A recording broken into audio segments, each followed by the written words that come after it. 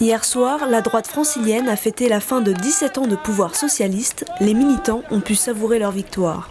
Enfin, j'ai envie de dire, et ça fait plaisir de voir que les franciliens font confiance à Valérie Pécresse et l'ensemble de son équipe et à son programme, et qu'ils ont été convaincus par Valérie Pécresse, mais qu'ils ont également désavoué la gestion socialiste des 17 années passées. Pourtant, le score était très serré.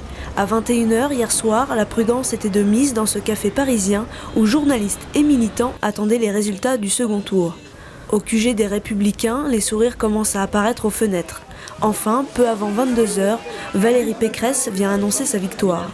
Chères franciliennes, chers franciliens, j'aime notre région. Mais je sais que vous attendez désormais non pas des déclarations d'amour, mais des preuves d'amour. Eh bien, dans les 6 prochaines années, nous allons tout donner pour vous. Vive l'Île-de-France et vive la France. La tête de liste Yvelines, Valérie Pécresse, remporte 44% des suffrages devant son adversaire principal de ce second tour, le socialiste Claude Barthelone, crédité de 42% des voix. Dans cette triangulaire, le FN arrive 3e avec 14%. Les Républicains remportent donc la région avec une avance très restreinte.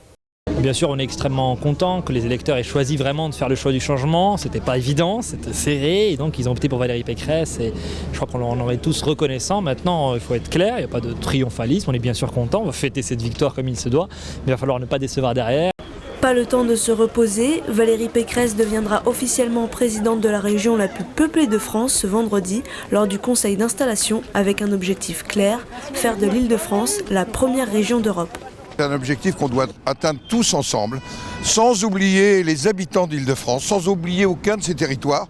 C'est l'enjeu qui est devant nous, c'est aussi le message que nous avons entendu et je l'aiderai avec tous les parlementaires d'Île-de-France et je l'aiderai avec la sensibilité particulière qui est la mienne pour le territoire. En 2010, la candidate de l'Union de la droite et du centre avait perdu face à Jean-Paul Huchon avec un écart de plus de 10 points. Hier soir, elle tenait sa revanche. Ce qu'a dit Valérie Pécresse tout à l'heure lors de sa conférence de presse, je suis libre, exempt des camps, des clans, des partis.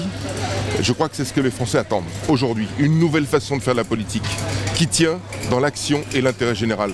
Pour certains, le dérapage de Barthelone à 3 jours du scrutin final, où il avait déclaré que sa rivale défendait en creux Versailles, Neuilly et la race blanche, lui aurait coûté la victoire. La bêtise de la traité de Versailles, oui, on va aller se réunir à Versailles.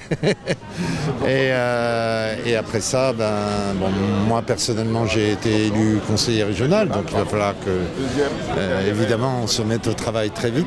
C'était une campagne très rude, et vraiment j'espère qu'on va en tirer tous des leçons, parce qu'il y a encore une fois il y a des expressions qui ont été utilisées, surtout entre les deux tours, qui n'étaient pas dignes. Avec 121 sièges au conseil régional, Valérie Pécresse remporte cette région phare de 12 millions d'habitants. Elle devrait quitter son poste de députée des Yvelines dans les prochaines semaines.